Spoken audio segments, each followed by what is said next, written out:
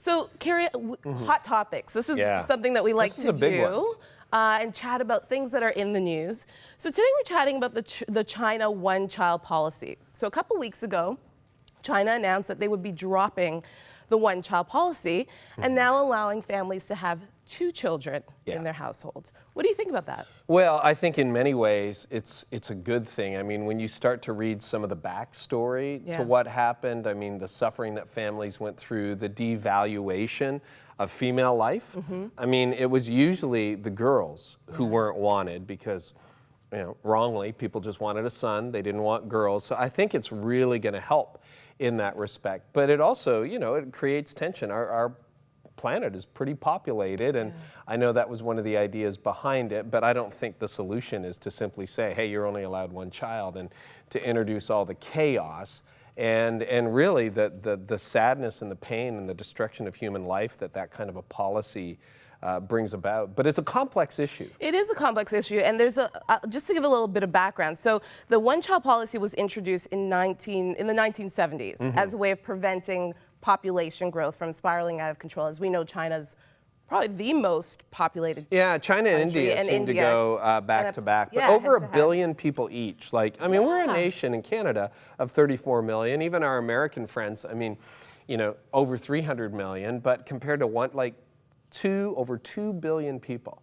in 2 countries. That's like a level that we really have a hard time comprehending. And so basically what happened was in 2012, they decided to kind of drop the idea. Well, first of all, they realized that the working age population was falling. And so they had to figure something out. So they decided to allow families or families that had at least 1 parent who was the only child in their family to allow them to have 2 children in their families. Now, some lobbyists, some organizations have said, you know, it's great, we applaud China for allowing 2 children into these households, but they also are still concerned that there will still be gendercide, that children, you know, little girls, you know, India and China are very well known for having a lot of ultrasounds that will determine the child's sex. And then if a family will find out that they have a daughter, sometimes they will abort that child because they know that the son will carry on the name, carry on the legacy of the family. And so some organizations are still concerned that we are still limiting how many children a family can have, and that this will still cause gendercide. What are your thoughts on that? Yeah, you know, I think that's sad. Every child is made in the image of God. I have a really good friend, Reggie Joyner, and he just released a book called Just a Phase, and the ending is my favorite part because he talks about everybody you meet being made in the image of God. And that's true, Christian or non-Christian. I mean, God didn't just create Christians, he created everybody. And so when you realize that everyone you meet, everyone born and yet to be born is created in the image of God, loved by God, and under the sovereignty of God, which we have to remember.